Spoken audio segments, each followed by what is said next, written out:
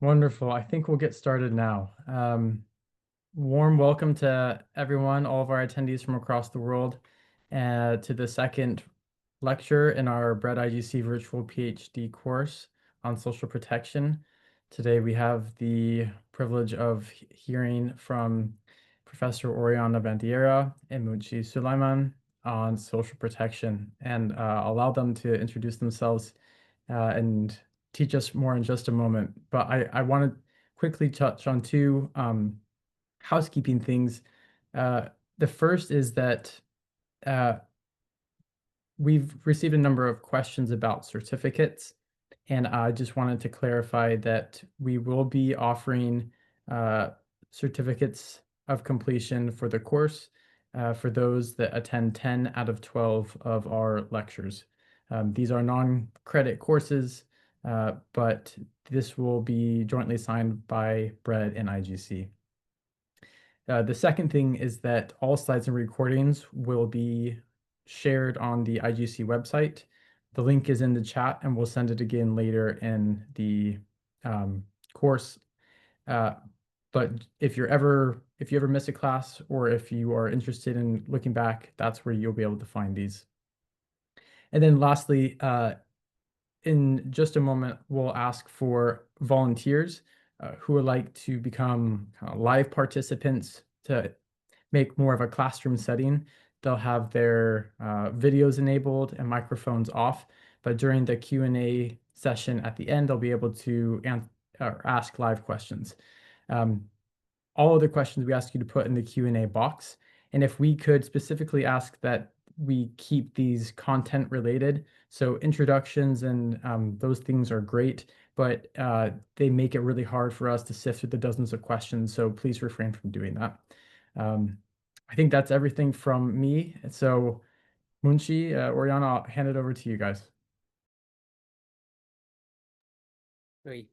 Thank you. Thanks, Caleb, and welcome everyone again. Let me just get my slide up.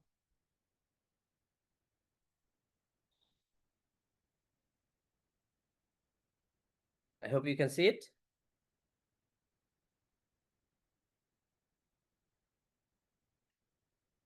Right. So in today's lecture, we are going to cover this graduation program that I've had the opportunity to work on or work with for pretty much my whole career over the last 20 years, and got to work with Oriana in this sort of various evaluation of this graduation program.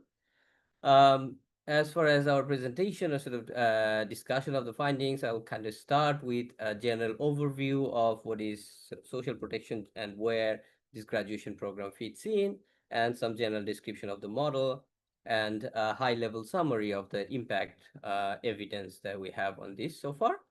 So that's kind of the appetizer, and then I'll hand it over to Oriana for the main course, where we'll dive into the details of the mechanism, why we find the impacts that we find, and the sort of the underlying sort of assumptions and evidence of those. So with that, let me start with social protection, what and why. So this is not a full taxonomy of social protection. You can cut it in various different ways: contributory, non-contributory, etc. But generally speaking, you can think of social assistance that includes all sorts of cash transfer programs. It can also use cash or food for work and other subsidies. And the main idea there is to create redistribution, sort of from social justice perspective. Sort of the package that we have within social assistance is supposed to sort of create a transfer from resources from the rich to the poor, and can have work and other benefits or not. The second part is the social insurance, where it sort of tries to address different types of market failures, but mostly related to sort of different externalities. So this could be different assistance programs, but in the form of pensions or unemployment or disability benefits. this insurance, sort of crop livestock insurance, that's kind of relatively new in this sort of package of social protection tools that we have in practice. But this is sort of becoming more and more important as we think about sort of increasing risks related to climate change and environmental factors and so on and so forth. And the last bit is around labor market adjustment policies that could be simple skills training, or sometimes if there is an information failure, creating job matching, allowing employers to find the right type of employees and vice versa. This also has sort of some addressing some sort of market failure. Uh, as I will describe later on in a couple of slides, this graduation program this has elements of all three in some ways. So, for instance, it has the redistribution within its ambition. It starts with an asset transfer. It also has cash transfer. Um, the idea of that cash transfer often is to protect those assets. Uh, and then from the second bin, the model also includes sort of insurance in the sense that within the period, if anything happens to the assets, someone will take responsibility. So there is an embedded insurance within this as well. And finally, there's training and finding the right type of sort of skills that they're able to capitalize on and use for better employment. Um, Before going into the different components of the model, just from the sort of experience of implementing these across the world, what are the key elements of this sort of that we can call a successful model so far?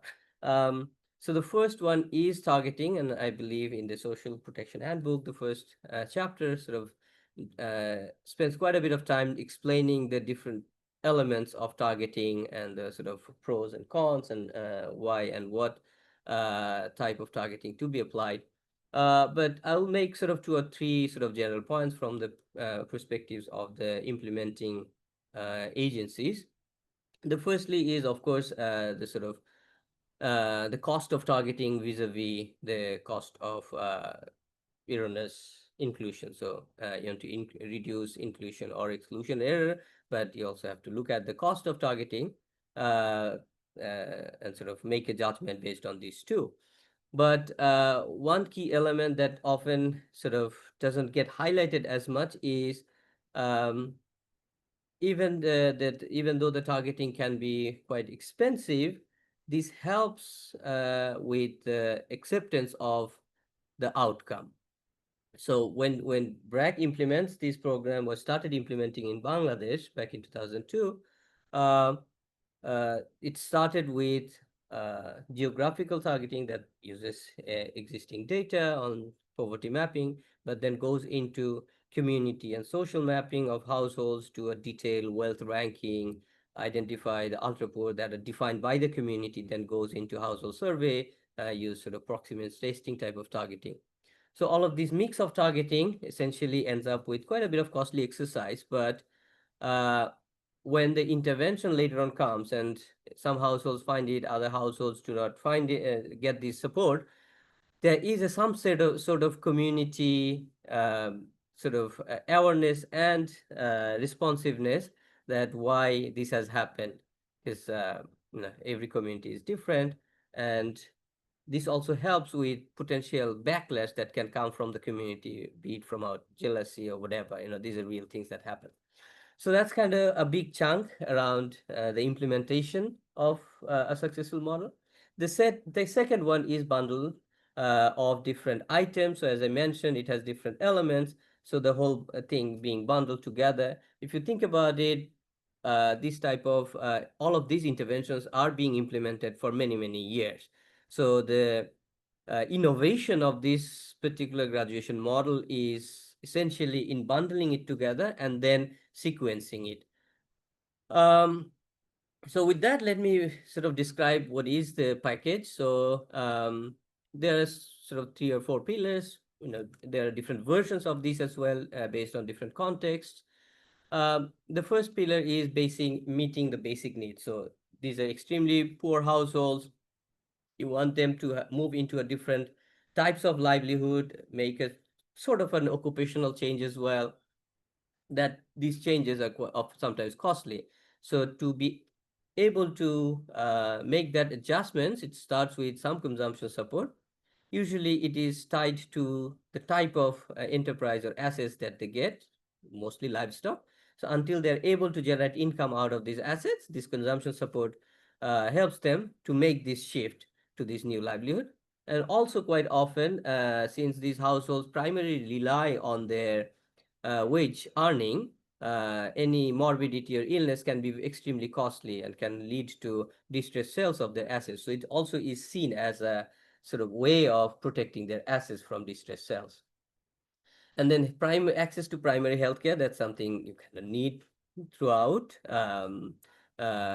Ideally, by linking with the existing services, but if there sort of lacks in existing services, you have to fill it in there as well. The second part is the key, the livelihood promotion, and it starts with a bit of an orientation. So there is a technical training, but it's not sort of super technical in the sense that it's a classroom training over a week on how to raise a cow. And many of these households may be doing this for the first time, but not entirely novel for them. They have been seeing this happening in their communities. Others do these types of livestock rearing, but this is more of an orientation to get the basics right. But then when the asset transfer happens, that's the kickstart of the enterprise. There is a continuous sort of monitoring or supervision. That's kind of the actual training, and that has both the technical element, but also a lot of the psychological element, thinking about the future, planning. Uh, you know, Sometimes we say, making them dream about a better future, because there's this often this aspirational gap as well. Then the other elements are financial inclusion, the hope that they will continue with an upward capital journey once they're able to get income out of these assets, and other sort of social empowerment elements, connecting with the local power structure to protect their assets, but also to make most out of their assets. Excuse me. So so that's kind of the whole package, and this started back in 2002 in Bangladesh, but over the years it has become quite popular, with the evidence starting in Bangladesh, but then we had randomized control trial not only in Bangladesh, in 6 country replication, and there have been many more. In some counts we have about 4 or 5 dozens of studies that not only look at the impact but started unpacking different components of it as well, how you can optimize the cost effectiveness, how can you adjust this model for different types of target groups, people with disability, or people who are living in camps, internally or otherwise displaced people, etc. So this is just to show how this has been growing, not only in the number of programs or initiatives that's trying to reach people with these graduation motivated initiatives or economic strengthening programs, but also the number of evaluations, and that also use sort of some sort of a comparison or control group. Now, what's the evidence? So this particular slide is a bit dated. This is from 2016-17, and hopefully we'll have some new version of it soon. But the point of this slide is just to show what's the impact if we look at the consumption only. So here we have a comparison of 3 types of intervention: cash transfer, livelihood, and graduation. The first two are cash and livelihood. The last one is the graduation. And if you look at just the consumption effect, where it's the gain in consumption per year over cost, you see that for cash transfer programs, so this is from meta-analysis, there were 11 cash studies at that time that have lump sum cash transfer, not a sort of regular unconditional or conditional CCT type of intervention. So there you see the consumption for every dollar spent, you get an annual consumption gain of 30 cents. So 30% return. For livelihood, it is about 20. And for graduation, it is around 0.1. So it's 10 cents. So it's much worse than cash transfer if you look at the consumption. but there are finer details within these, because for all cash, it was all within a year of the transfer ending. So these are really immediate effect as you're giving the cash, where this cash is going, not necessarily long-term effect, but now by now there are lots of long-term evidence as well. So that's why we need to update this in some ways. But within livelihood, we had enough to look into different ways. And if you look at the programs that target the poorest, you see it's coming closer to the graduation, the quality of evidence that also matters. But overall, even if we take the point 0.3 estimate, from a social investment perspective, you're getting 30, point 0.3 return out of every dollar. So that's not really worth it. To make it worth it, you have to have this impact sustaining over the long term. And that's where sort of the graduation evidence come in. So here we have picked up evidence from several studies that have graduation or graduation motivated interventions, uh, quite diverse settings: Yemen, India, Ethiopia, Afghanistan, and we have a 17-year results in Bangladesh as well, so that fall sort of broadly within this spectrum of impact. But here what we're seeing is the impact on assets. And so the sort of if you give them cash, that has immediate poverty reduction benefits. You see poverty reducing based on consumption gains, but for livelihood, it doesn't happen that way. It happens through assets. And sort of these 4 to 10 or 17 years effect, these are quite substantial. If you think about all the sort of livelihood interventions, long-term evidence tend to wither away after 3, 4 years after the end of the interventions. So these are follow-up after the end of the interventions. So I won't go into the specifics of the impact sizes, but these are all in our paper or the chapter. So you can find all the sort of references there too. I wanted to show a couple of slides on long-term evidence that we don't have in the chapter. So this is quite exciting. So this is from 17-year follow-up of our 2007 RCT with Bangladesh, with BRAC in Bangladesh.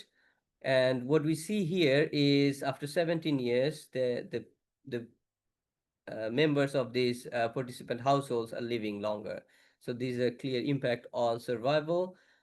We saw this impact in sort of in the 7th, 8th year for male, but for female, it's sort of showing up later on. It's primarily because sort of the control group female mortality rate within the first 7 years were lower. So these people are living longer thanks to the intervention somehow, but the processes and how that happened, it'll come through Oriana's presentation. But more interestingly, that they're not only living longer, the impact seems to translate across so over generation as well. So these are impact that we see on the girls of these original participants. On the left side, it's the engagement in income generating activity and based on age. So these are 16, 17-year-old girl who are essentially less than 2-year-old when their parents received this program. And you see the impact on these girls' likelihood of being involved in income generating activity. We see similar effect in income as well, but it's primarily through engagement in livestock rearing. It's not like they have a substantial occupational shift over generation either. Another exciting, sort of a bit puzzling as well, effect is on early pregnancy. So we see for this youngest cohort, they're less likely to have children.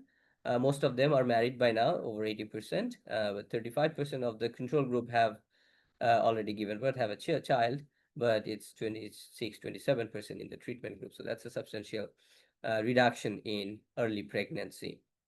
And we know this has sort of long-term effect on over generation as well. Like, if a child gives birth of a child, they will both suffer.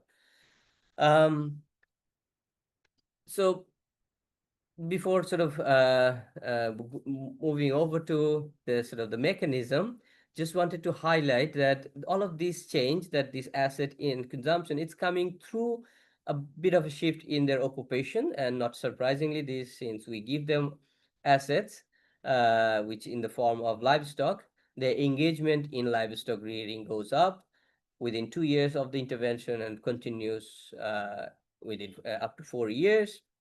And as I mentioned, it continues even longer. But the life cycle events also kick in because some of these women are really old. We want them to be able to retire as well, not having to run after the cow and goat, all their lives.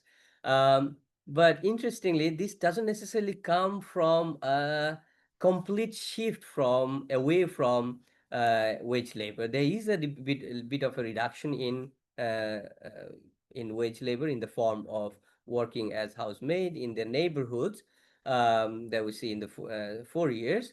But overall, there is an increase in the amount of activity that they can do. So this livestock allows them to have a continuous activity. Is the working as a maid or these wage employments are usually quite uh, insecure in the sense you don't know how much work you will have when, and they're they usually don't have much of a choice of bargaining for wage, etc.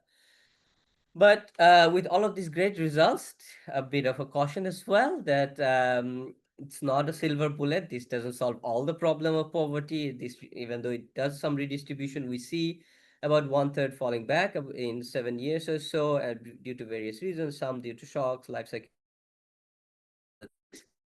um, uh, at this moment that's happening, moving very far. So these entrepreneurs, they move, but they do not become like really non-vulnerable. They're still vulnerable to shocks.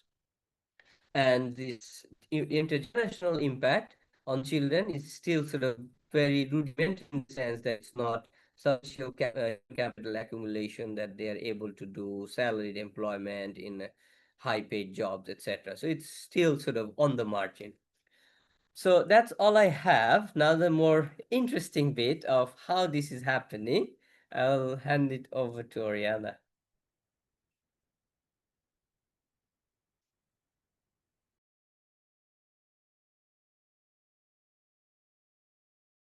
Thank you, Munshi.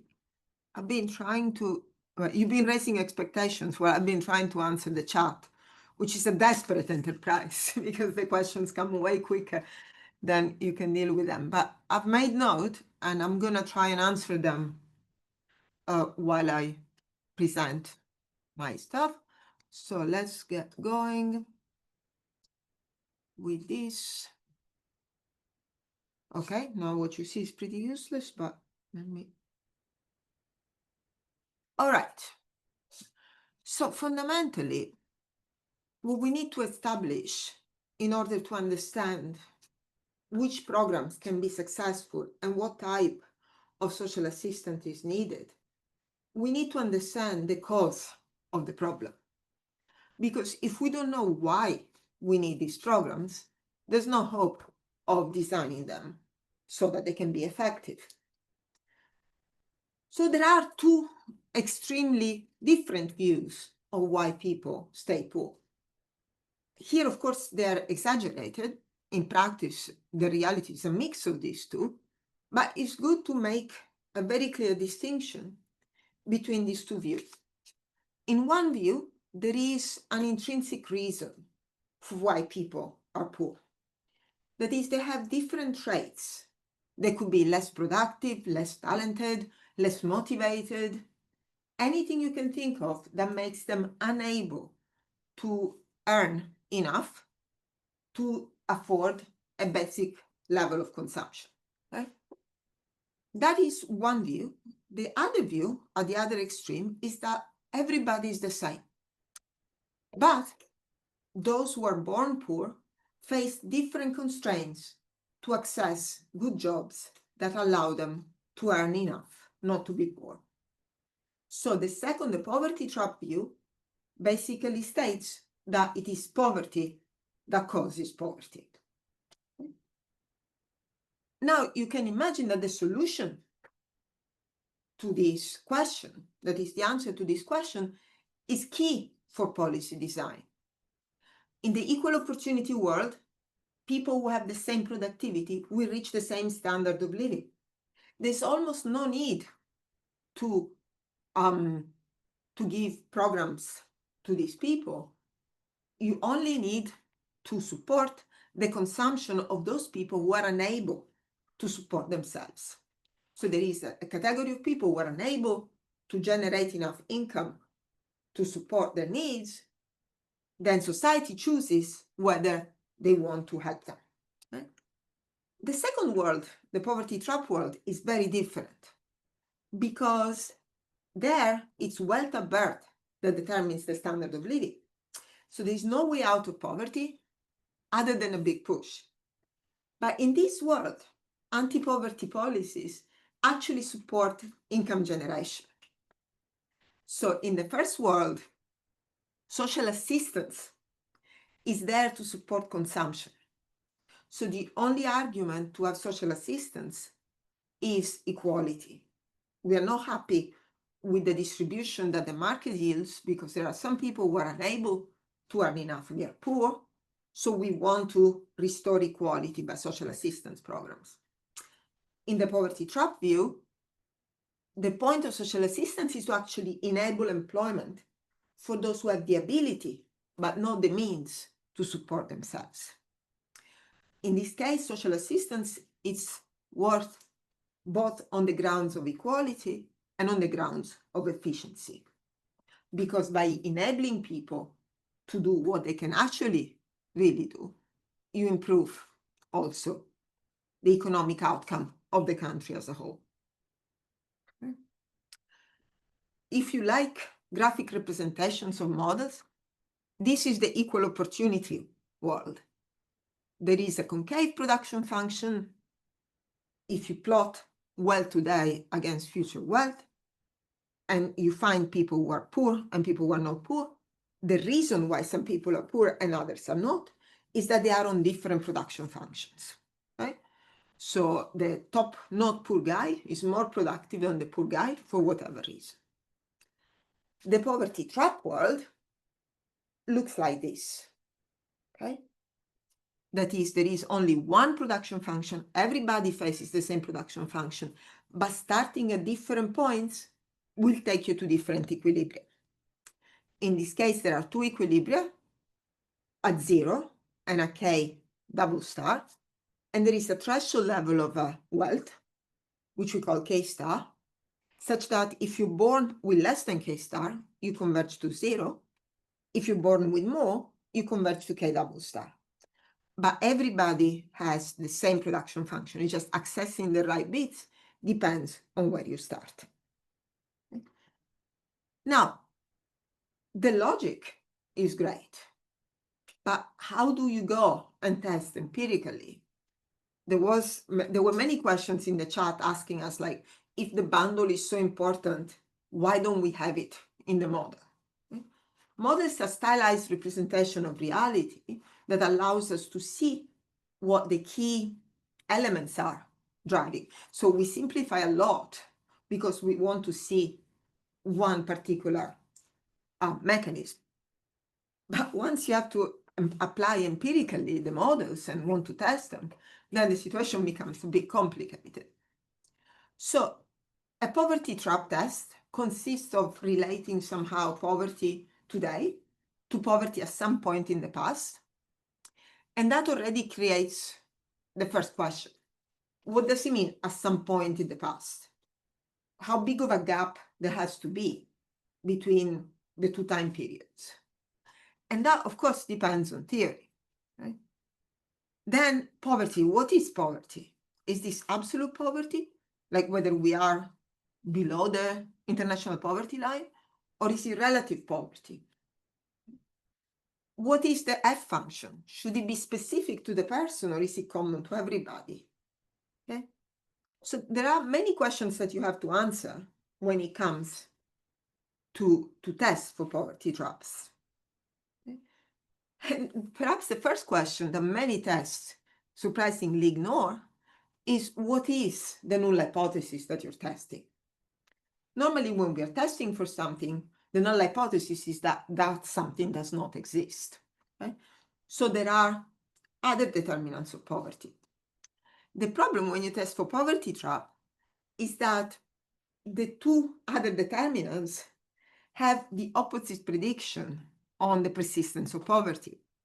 So if poverty is due to immutable traits that reduce productive capacity, say disabilities, or also barriers which are made by society, like caste in India, where you cannot you cannot enter some occupations if you are of the wrong caste, then their poverty is permanent. So you're testing poverty is permanent against poverty can be resolved by a big push. The other alternative hypothesis is that it's all due to shocks. Some people are poor because they get a negative shock. In that case, poverty is completely transient. So the null hypothesis that you're testing is very important. You have to specify. If it's a trap, you're in the middle situation, right? If poverty is immutable, you never escape. If it's due to temporary shocks, you always escape. You don't need any policy. If it's a trap, you can only escape if you're helped. And that is why we can use the graduation program to test whether the ultra-poor women who were the beneficiaries of the program were actually in a poverty trap. Let me illustrate with a graph. So this is the distribution of productive assets in Bangladeshi villages in our sample in 2007. That is before they received the asset transfer that came with the graduation program. You see it's by model. There are two equilibria, right? One very close to zero and one very far from zero. Now, what does the program do? This is purely a strike of luck for us researchers, but probably a testament to the ability of BRAC to design the program correctly. It takes a bunch of people from this mode and puts them precisely at the point where the density is the lowest. Why is this lucky? Because if there is indeed a poverty trap threshold, it will be exactly there. Because a threshold is a repellent equilibrium, not in the sense that it's ugly, but in the sense that it pulls things away. So there can be anybody around the threshold, because if you're above it, you become rich. If you're below it, you become poor. So by looking at what people do once they fall in the threshold, we can tell whether there is a poverty trap or not. In other words, in an equal opportunity world, they will go back to their equilibrium, right? So they will slide back into poverty because they were poor for a reason to start with. But in the poverty trap world, those who go past the threshold thanks to the transfer will escape poverty, and those who are not taken past the threshold will fall back. And that's how Munshi mentioned earlier, there is 1/3 of them who fall back. Earlier in the chat, somebody told me that in Ethiopia, only 1/5 escaped poverty and 4/5 went back. You can understand in the context of this model that if the threshold in Ethiopia is very high, or alternative, the program is not as generous, only very few people will be pushed past the threshold. Okay. So this is what we find. This is what we estimate with the data. We have baseline productive assets when the transfer was given, and then productive assets 4 years later. Okay. So we can estimate that transition equation with the data themselves. And you see that the transition equation looks pretty much like, not like this, but like that. Right? Now, having estimated this, we can also check that this point, this threshold, is precisely coincides with the low density point in the bimodal distribution. Most importantly, you can follow people over time, and you see that the gap between those people who are above the threshold and those below grows over time.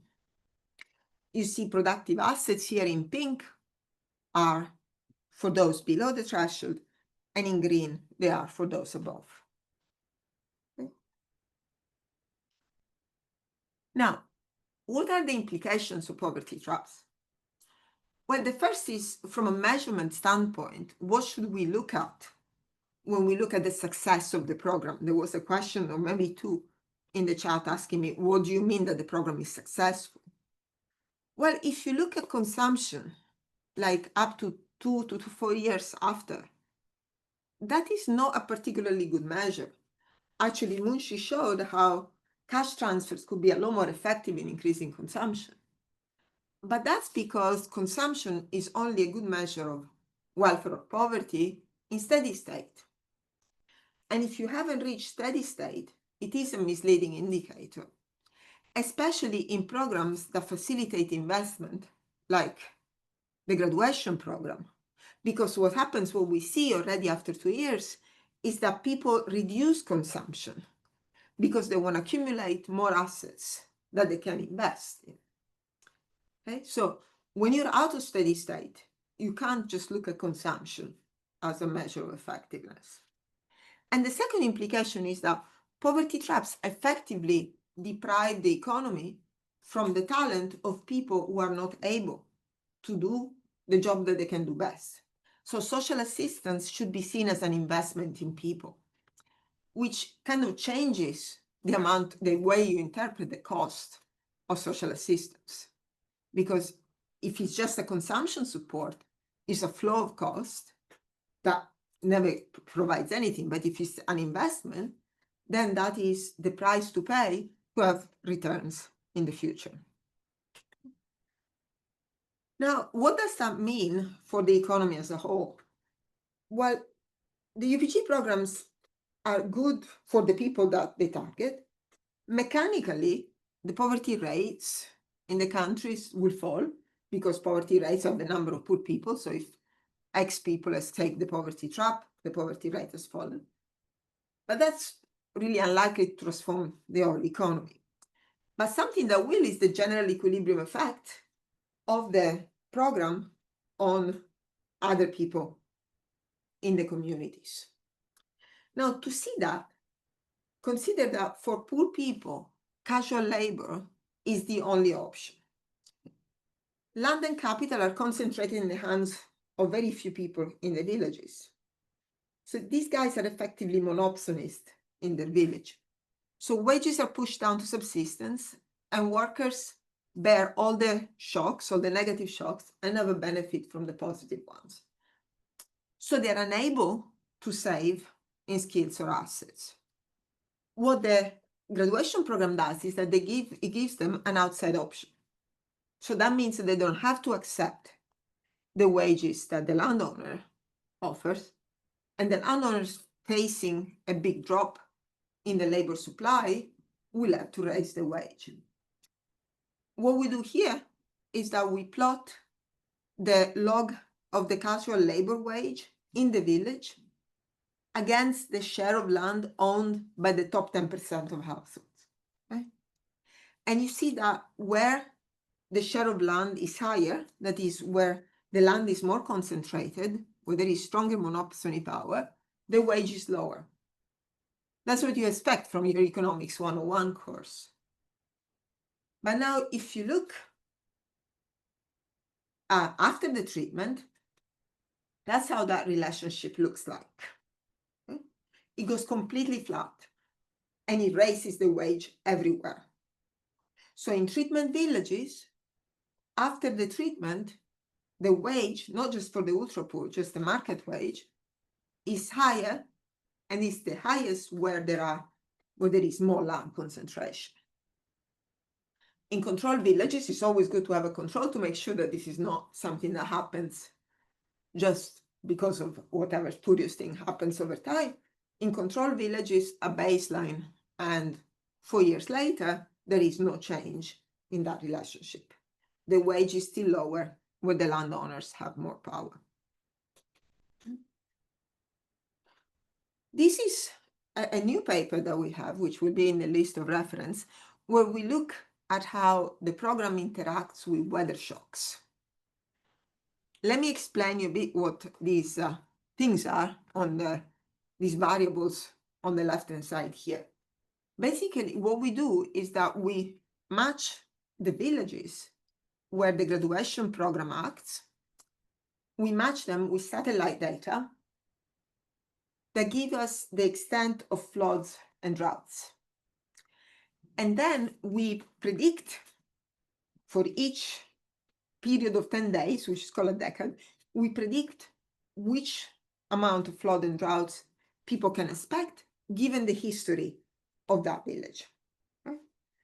And then we split the observed floods and droughts into the part that can be predicted, which we call baseline risk, and the part that cannot be predicted, which we call the unpredictable shock.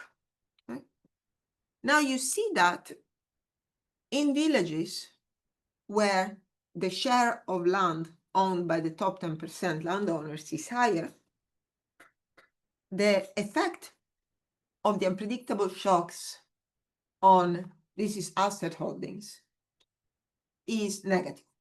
Okay? So in control villages, when there is a negative shock, people lose assets.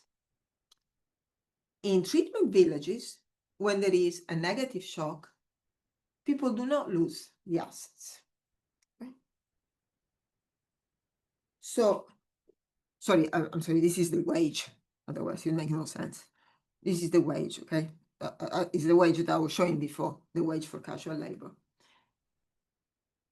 So if you look at the villages with below the median land share, this is a concentration, there is no such effect. There is no effect in the untreated villages, and there is no difference between treatment and non-treatment. So this shows you that the negative shocks are passed on to the workers when there is no alternative. Okay? So this is the same thing. It just shows you that these two coefficients are the same. Now, what's the external validity of these results? We talk about poverty traps, but we're not the only people that have attempted to test for poverty traps. Okay? So there are a few papers that look at livestock rearers in other parts of the world that also find this S-shaped transition equation, which makes you think that maybe poverty traps exist only when there are cows involved. Okay?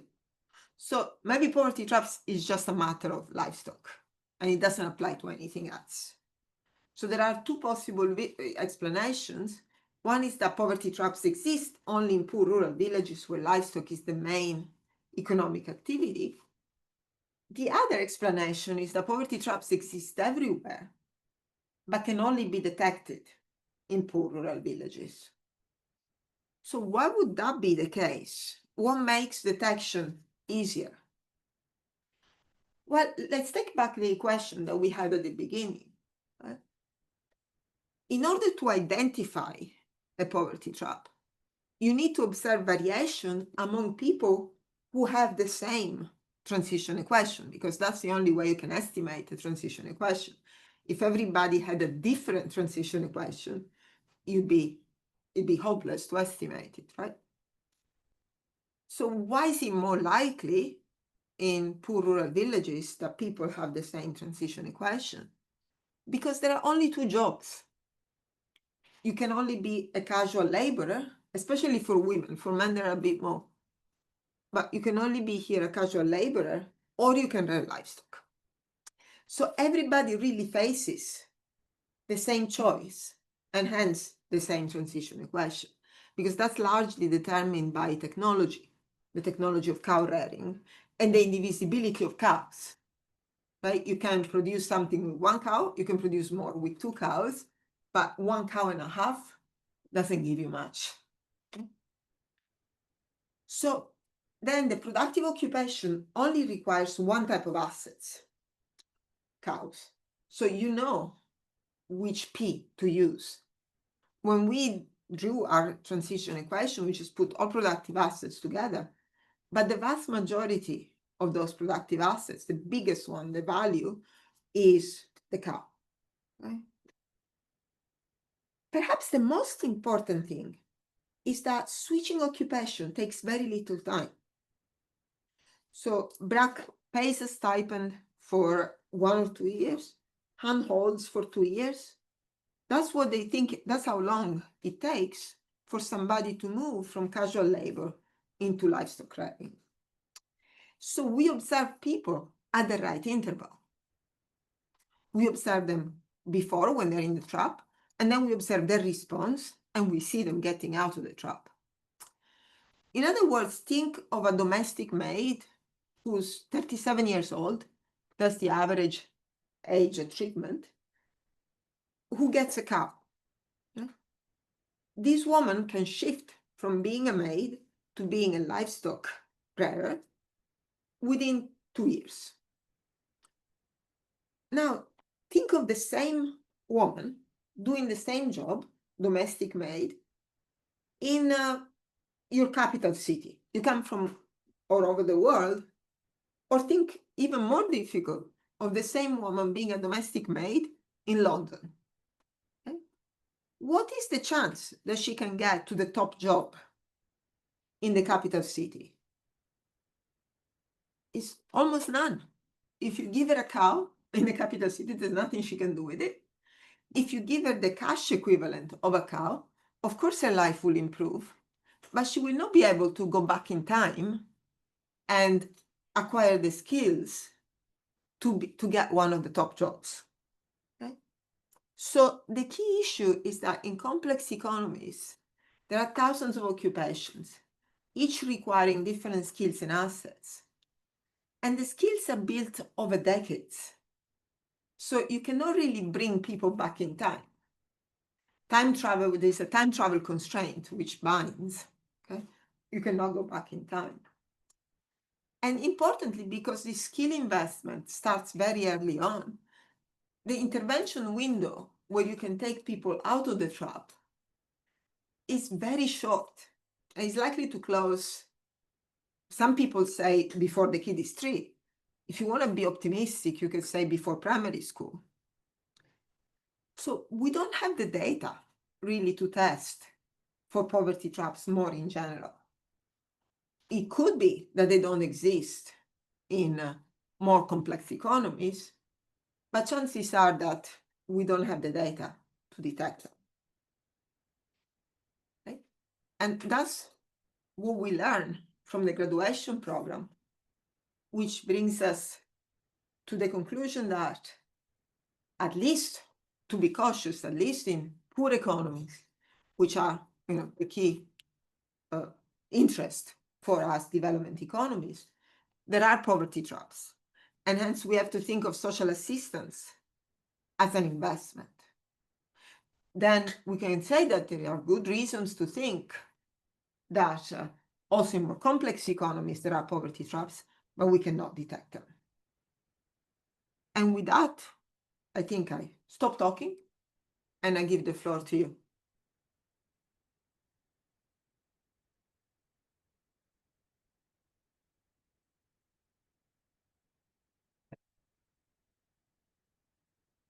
Should I keep the slides, so if you have questions about the slides, I can go back, or Rishi can go back if you want. Yeah, Anit? Hi. Can you hear me well? Yeah. Thank you for the presentation. My question was more about, firstly, 2 small questions. What determines graduation? Is it more about the targeting, or like it has to be like to like the ultra poor, or is it more about like the time frame that you give like the life skills and the social, like the coaching over, or is it like the bundle of services that determines graduation? And be like in this setting, like you give livestock to people who their main job may not actually be livestock rearing, and then you give them coaching for 2 years to like train them. But if we target like sort of like these kind of programs to people where you give an asset to people in the occupation that they already have, like let's say for a particular group of farmers who are ultra poor, you transfer like tools and like resources to that and target better that way, can like the time frame of the coaching be reduced, and like people don't take that much time to switch then, or like learn the job? So the main issue about the ultra poor is that they have no assets. So they have no jobs. So you cannot improve the job that they're doing because they don't have one. Munshi do you want to add something? Yes, I mean that's right. I mean, the types of jobs they have, you can't really improve productivity there by giving them certain tools as such, right? So yeah, if they're doing everyday labor, it's digging, it's thrashing, they are not necessarily able to utilize heavy machineries, etc. And who's gonna invest in those heavy machineries anyway? And if they're working as housemaids, there's very little room of improving productivity, just transferring tools, I think, if that's what you meant. So it's kind of shifting that from that sort of low pay, low skill, low productivity work to something that's slightly better and more stable. I think that's another important element, because the casual labors are quite, you don't know how much work you will have. I see other hands up. Mariana? Yeah, thank you both for the presentation. My question is about measuring cost effectiveness. So, Oriana, you mentioned that measuring consumption is not very effective to evaluate ultra-poor graduation programs. And my question is whether you have some ideas about what social outcomes could be included in cost effectiveness models. So consumption is okay in the long run. It's not a problem of consumption, it's a problem of timing. Because if you give people a program that stimulates savings, then only looking at consumption gives you a very misleading picture. So it's more a matter of measuring it in the long run, which is things that we never do. We always, like most evaluations, are done 2 or 3 years afterwards. I think it's important to follow for the longer run. And then you can easily use consumption as your measure of well-being and program effectiveness. I don't know how to choose. What? Thank you very much. Thank you very much for the presentation. My question has just been asked regarding an interesting point you mentioned is consumption is misleading indicator for program effectiveness. Some of the programs that have been really focusing on consumption, smoothing, for example, in Ethiopia case, the menses of food gap will be reduced as a result of the cash transfer. So it has been taken as one of the key outcome of the transfer, like consumption smoothing, so that they avoid harmful coping strategy. So I just wanted to really to explain to me why the consumption is as a key indicator is a misleading for program effectiveness. The second question I have is an interesting point you mentioned that a certain threshold, when they pass that threshold, they will escape the poverty trap. So it's really difficult for some of us to define that threshold. The threshold differs even for a program like Ethiopia, the PSNP. The threshold in one region is different from the threshold in another region. So how do you define that threshold in terms of to make sure that they don't really slip back in times of good years, in times of bad years where there are climate shocks? So generally, just the third question I have is, there is really a misunderstanding in terms of when you talk about graduation. For some, they interpret it graduation out of poverty. For others, graduation out of the program. They are really better off that they used to be. Like they are not at the bottom of the quintile. They are in the maybe third, second quintile of income. So that misunderstanding leads to a program to be perceived as it's not effective because it did not bring those beneficiaries out of poverty. But for me, at least, bringing out of their current situation and maybe moving them to the second quintile, third quintile is also a huge a huge success. So how do you really break that misconception among us, the practitioners as well as academicians? Thank you. Thank you. So first about consumption, I'm not saying that consumption is unimportant. Consumption is super important. You know, having enough food to eat is key. All I'm saying is like programs that give you any incentives to save so that you can invest more and have even higher consumption in the future. You have to be very careful to when you time that consumption. That's all I'm saying. So it's not that consumption is not important. It's just that you have to give people time to respond to the program. You know, compared to households, one that gets a $10 transfer and one that gets a $1,000 transfer. The person with the $10 transfers will most likely go and buy food for their kids. The person with the $1,000 transfer maybe thinks, maybe I can buy a cow and improve my life in the long term. So if you look at what they eat 1 month after the transfer, you will see that the $10 person has done much better because they just spent all the money on food. But if you look 5 years down the line, the one who got the 10,000 managed to start an activity and they're now much better off. So that's why I'm saying short-term consumption is not a good measure. It's a matter of looking in the long term. On where is the threshold? This is not an easy, there's not an easy way to measure it. However, what we see is that giving people an outside option, something else to do other than working in a casual labor where the landowner or the employer has, basically full control over their lives, giving them just the outside option is what matters. So for somebody, the outside option requires a bigger investment than others. So it depends on the point that you start. But one good rule of thumb is that the bigger the transfer, the less it matters where the threshold is, because most people will be broke after the threshold. Of course, if you give small transfers, then targeting, precisely identifying the threshold is very important. But that's also where you have less chance of reducing poverty in the first place.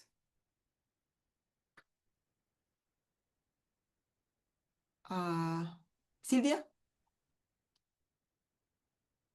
Thank you very much, Ariana, for the presentation. I'm only curious to know if you mentioned that you can, of course, when you're trapped in poverty and there's no intervention that has been done before you're 3 years old, it means that at some point in time, you can't go back in time to, correct the opportunities that have been possible for you to advance in terms of improving your situation. So my question is, are there, studies out there where there's been outliers and what the outcomes have been for people who have managed to go back in time to actually improve their situation? No, that I know of. Well, nobody, I can tell you for sure that nobody's been able to go back in time. But there are studies, there are clearly interventions that target children, but then we never follow them long enough, with the exception of Munchi's paper, who actually looks at the children of the ultra poor now that they are 20 and they enter the labor market. So that's what we can measure, these intergenerational changes. And the effects are much bigger because it's not just that you get a cow when you're 40, it is that your mother had a cow. So you start from a different level. That is literally the poverty trap story, whether you're born in poverty or not. But unfortunately, these studies are very rare. There is a great low-hanging fruit here because we've been randomizing programs for the last 25 years.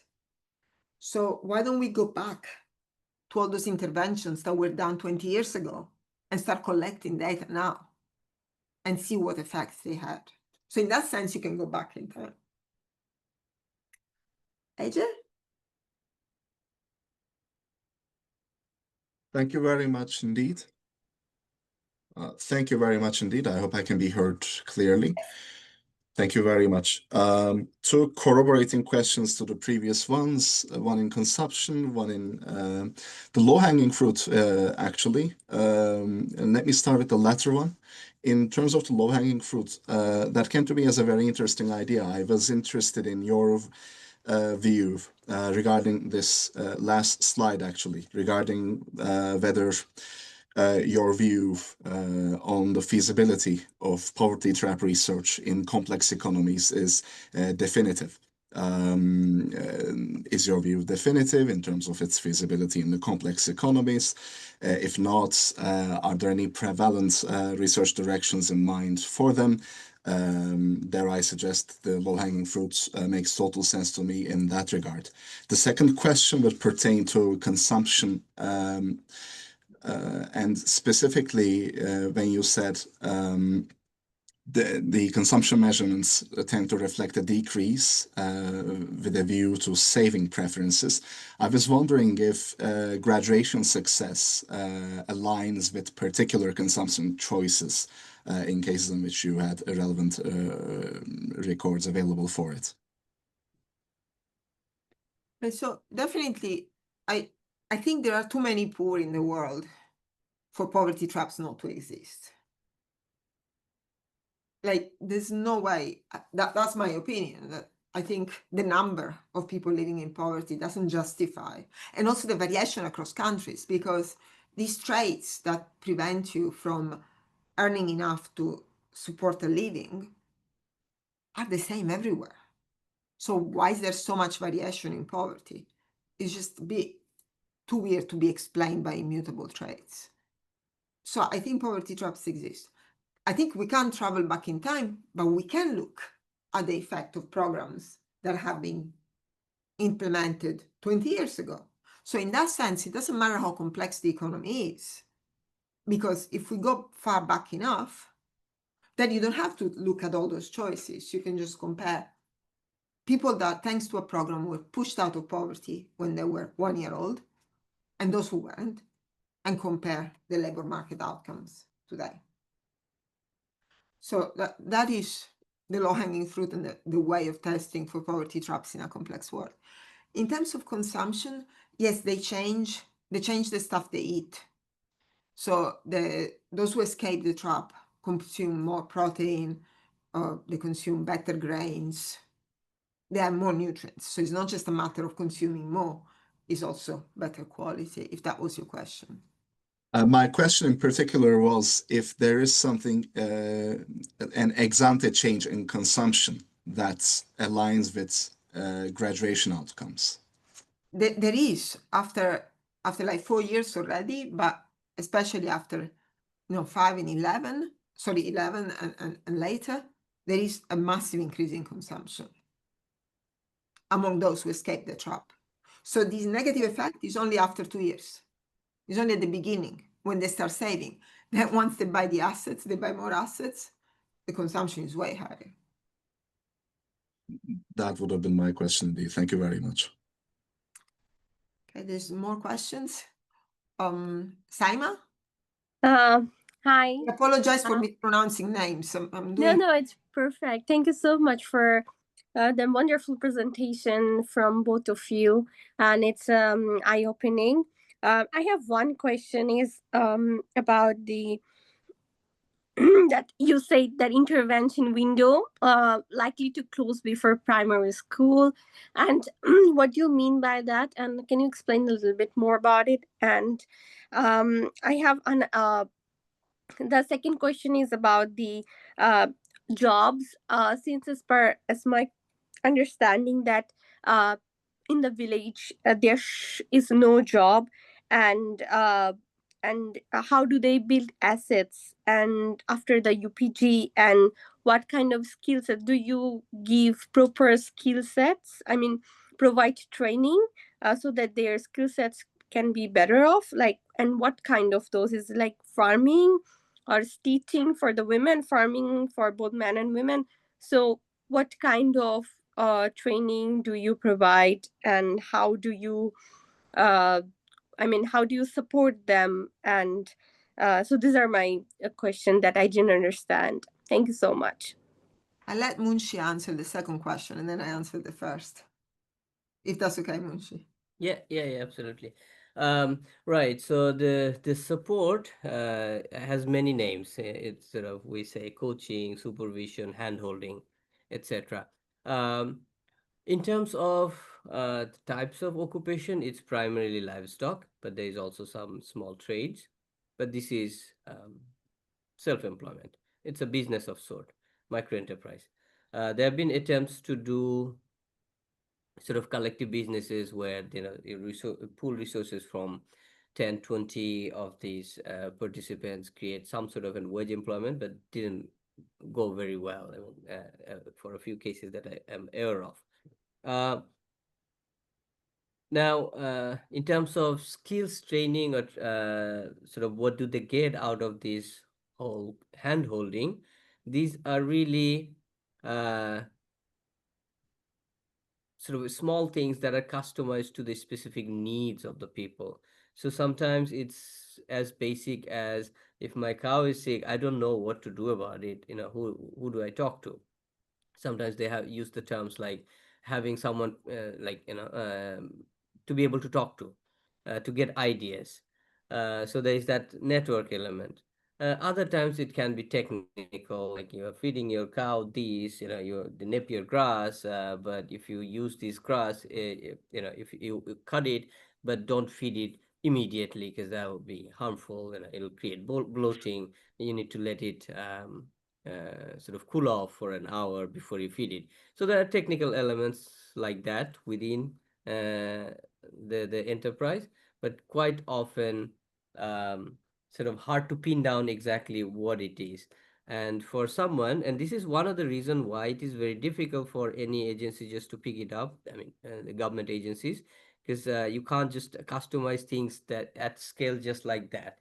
So that's one of the drawbacks. You need to put things in a standard way, and that sometimes is very difficult for an UPG staff. It's often a 24/7 job, because the cow can be sick at any time, and then she will call the staff, and the staff will leave everything and go and help her. And I know of cases like, sometimes it's not about the asset. A pregnant woman didn't know what to do. I know my colleagues who ran around sort of whole night trying to find, sort of, she needed blood, where can you find it?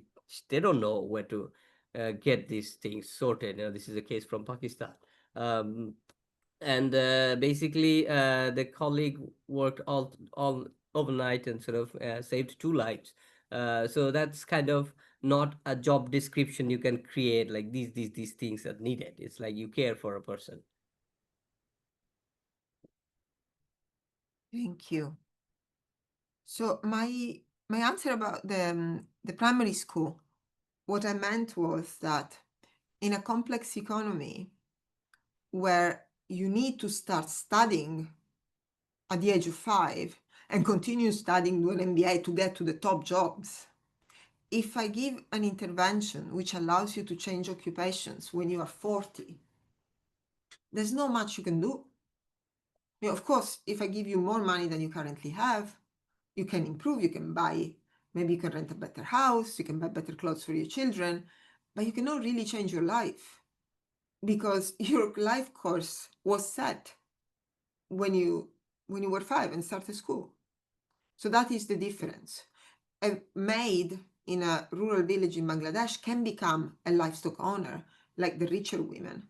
But a maid in London, it doesn't matter how much money you give her, she cannot go back to school and do an MBA and become, a banker, for instance, if she wanted to do that.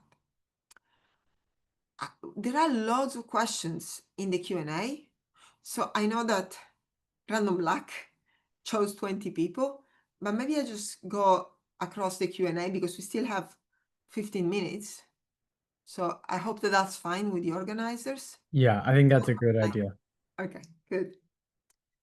So let me just see. There's so many. Okay, let's see. There was a very good one about the economic structure, which now I've lost. So the question was, If a section of the population is in poverty traps due to the structure of the economy, would graduation be enough to change the situation permanently, or would you also need to change the economic structure? That's a fantastic question, because I think what we show is that graduation changes the economic structure. You're completely right that the economic structure, the fact that there are few landowners, is what keeps people in poverty, because the moment there's a positive shock, the landowner sucks it all in. The moment there is a negative shock, it brings it down all to the poorer. And that's why they stay poor. Like they save a bit and then that disappears. That's the economic structure that keeps them poor. But the moment you give them something else to do, they're not dependent on landowners anymore. And you see the wage going up. And you see that monopoly power evaporating. So it is really changing the economic structure from the bottom. That's what makes this very exciting. The question below that is a favorite of ours. Are there programs and research in urban areas?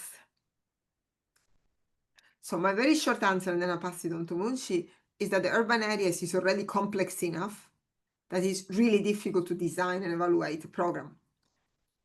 Munshi will give more details. But we're trying. Right. Yes, we are trying. One challenge with urban area is you can't do livestock. Just it doesn't work. In at least in the sort of in the slums, sort of low income settlements where they live in. So it has to be a form of non-farm employment. But usually the types that they're involved in tend to be highly saturated, like a same type of thing being done by everyone. So that everyone is selling fruits. So if someone is able to sell a bit more, it's basically the general equilibrium effect is probably it's going to come from someone else. There will be a knock-on effect. So that's one challenge, that it's not a sort of increasing productivity as such, it's trading. So either this person is selling more and at the cost of someone else. The other big bit is to get this sort of wider set of impact is what sort of services that are available where you can link them. Generally, urban areas tend to have less of government services. Sometimes it's to discourage people flocking into urban areas, especially around wash services. You can't just create access, unlike in rural areas. So yeah, it's a much more complex phenomenon, and the usually the power structure is also a lot more complex than in rural areas where everyone knows each other, have some sort of informal transactions. So informal insurance is there, but in urban area that's not there. But yeah, there have been several efforts trying to make this model work in urban context as well. One innovation, and sort of this touches on the other point, like how far that can they move, what sort of skills they can achieve, is being tried to link this urban UPG with skills development program for their children. So basically vocational training, if it's possible to offer both services to the same household, so that you address the intergenerational transmission of poverty. Very good. Thank you, Munshi. Let's see. You have access to the chat, right? So you can also choose Yeah, I question. have one that I like. So it's a short one. Couldn't something like loan to small and minority business accomplish something similar? That's an interesting My one. next one. Okay. Yeah. So that's actually, yeah, neat. I mean, if there's a poverty trap and some people who are closer to the threshold, you can just need to give them a small soft loan that's probably enough to take them over the threshold. And in reality, yes, it is happening, not by necessarily measuring the threshold, but based on other characteristics. So for instance, there are versions of graduation where it is offered as a mix of grant and loan. So instead of giving the whole asset, sort of like how as a grant, half of it is grant, other half is as loan. And one of the ways this type of households are selected by BRAC is through microfinance, where you find microfinance clients who are struggling. So they have something to start with. They were given loan for something, then for one reason or another they're struggling, if you can provide smaller support than what you'd need as a big push. And we have some evidence on those as well. Generally, those tend to be sort of benefit cost estimate wise better. They have better BCR benefit cost ratio, simply because you have to give much smaller transfers, so the cost is much lower. So it's possible and being tried. Very good. So there are two questions that are kind of related. One is, I don't understand what the poverty trap is. Is it a point? Is it an area? But it's a mechanism. Right? It's a mechanism that links current poverty to future poverty. In this case, in Bangladesh, is the indivisibility of the asset. It's a technological constraint. You cannot start a business with 1/10 of a cow. Say that you have the savings, you could buy 1/10 of a cow. You buy a leg of a cow, you cannot do much. You have to buy the whole animal. So that creates the discontinuity in the production function. And the next one, this goes so quickly that I've lost it. I've lost the next question. Okay. Sorry, I'm sure there was one that went well with it, but now I don't know what it is. Area, very quickly. There was one, and I tried to answer, but I'm not sure whether I did it sort of my explanation is correct or not. It was about how do you observe threshold? Could it be possible that everyone has a different threshold, but when you put them together, it doesn't give you a bifurcated distribution? Absolutely. So the threshold could be different among different people, and you need enough people with the same threshold to estimate it. Otherwise, you don't have the variation. So in our economies in Bangladesh, the idea in rural Bangladesh, because in urban Bangladesh we already realized that it's not possible to do, there is one technology. And so the price of that technology is the threshold, more or less, because then it depends also the other resources that you have. But in grand scale of things, it's because there are only two jobs and one good technology, that's all. And actually the other question, which was also methodological, was how do you know it's causal? How do you know it's not something else? That we know because we randomized at the branch level. So by clusters of villages, some clusters received the program in 2007 and others received it in 2011. So that is completely random who received it and who didn't. That's how we do. So how are we able to control for the spillovers in control group? Because the randomization was done at a very high geographical level. Right? So control and treatment were quite far one from the other. And most importantly, control and treatment were administered by the same people. So one program officers did the treatment, one program officer did the control, because it was specific to the BRAC office. So it couldn't be that the same guy treat both treatment and control and gets confused and maybe tells control that there are treated areas. That cannot be because they're separate people. So we thought a lot about how to avoid spillovers. Also from an ethical point of view, it's very, it's very painful to give something to treated people and none to control when they live in the same place. How do we control for the effect of macro policies during the program duration? Because treatment and control are equally affected because they are in the same region. So Bangladeshi macro policies affects both to the same extent.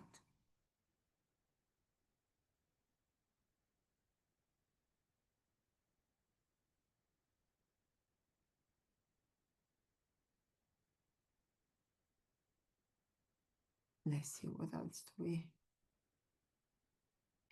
can we pick out. This is interesting.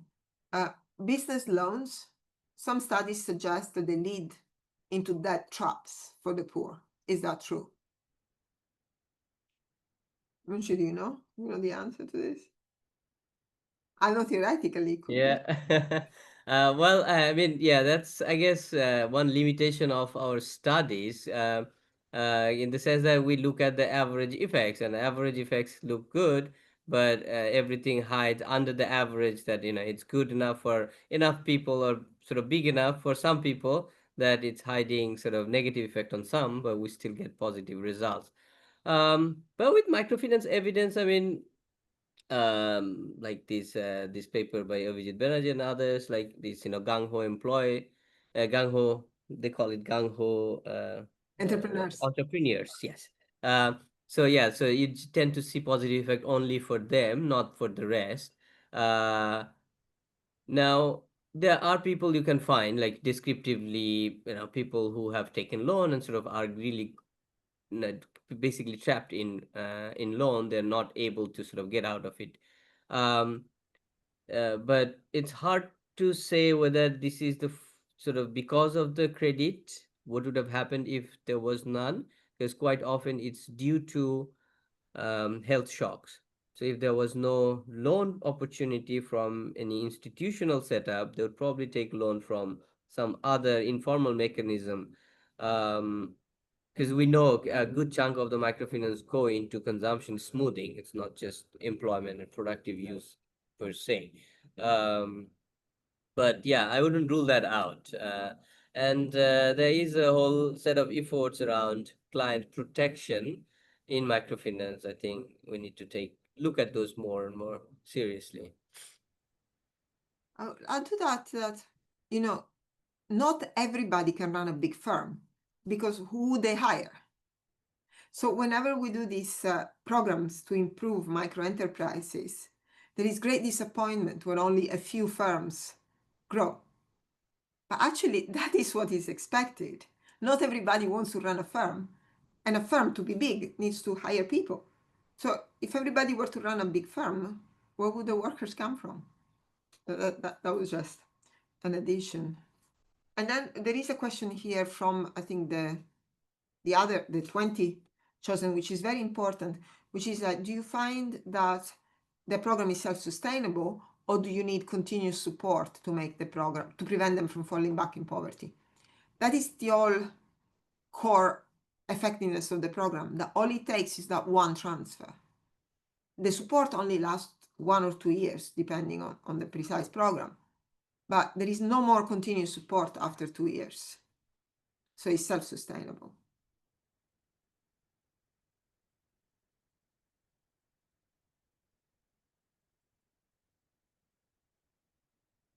Oh, there is a question about how do we ensure, so we target female-headed households, BRAC targets female-headed households.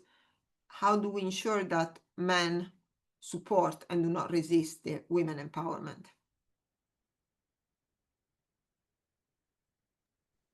So yeah, I mean, this interventional package is considered a household level intervention. So it's for everyone, because you can't sort of address the problem of one person within a household. The women tend to be the prime participant or beneficiary, or at least in the beginning, that's how it was. So with the added objective of women empowerment, but now sort of there are sort of adjustment happening on that front, as well as the program is being adapted for different other people. Like, what if the household head is too old and is being taken care of by someone else, so maybe her son can be the participant as well. So there is also EPG for youth. So different adaptations happening, but conceptualized as a household intervention. And also, I think 40% of women didn't have, they were head of households, right? At least in our sample. Right. So there's a question here from Bhutan. So you say Bhutan is also working on a national social protection strategy. Why is that 1/3 of the participants fall back? Well, that depends on many factors, right? So these are the participants who do not go past the threshold. They would have, if you believe our results, they would have required a slightly bigger transfer to go past the threshold. Why don't they go past the threshold? Well, it could be that they have many dependents. Maybe they're the only worker in a household of 7. So whatever they create gets consumed and they cannot grow. or maybe they are, they are particularly old, so they don't have time to escape. So now I think in the new, as Munshi was saying, in the new version of the program, is actually differentiated by age. So there is a host of reasons for why you don't pass the threshold. But the idea of a threshold means that there is always an amount that you can give for people to go past it. Actually, to qualify that, there could also be people who have individual characteristics such that they're actually in the first world that I pointed out, they're not able to operate any productive activity. Maybe that's what was with the older people, that they couldn't see themselves starting a productive activity at an older age. Like poverty traps doesn't mean that everybody's in a poverty trap. You always have to see it as a statement on averages.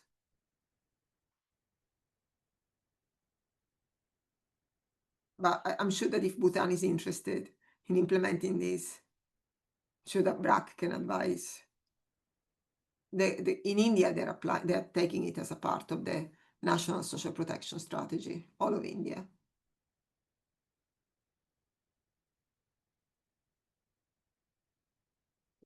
Okay.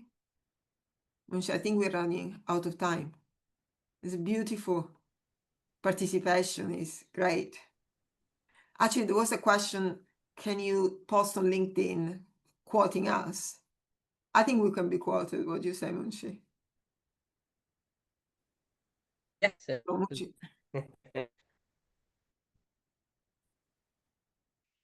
Sorry, Munshi froze. No, I said yes, absolutely. Yes. So we're happy to be quoted. Very happy to be, yes.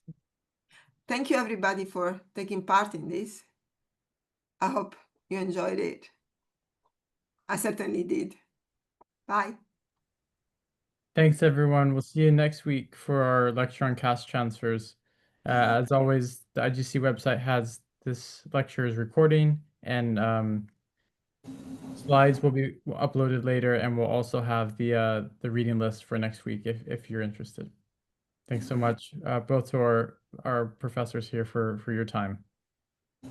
Very welcome. Bye-bye. Thank you very much. Thank you. Bye-bye. Bye. Thank you, professors. Thank you so much. Thank you.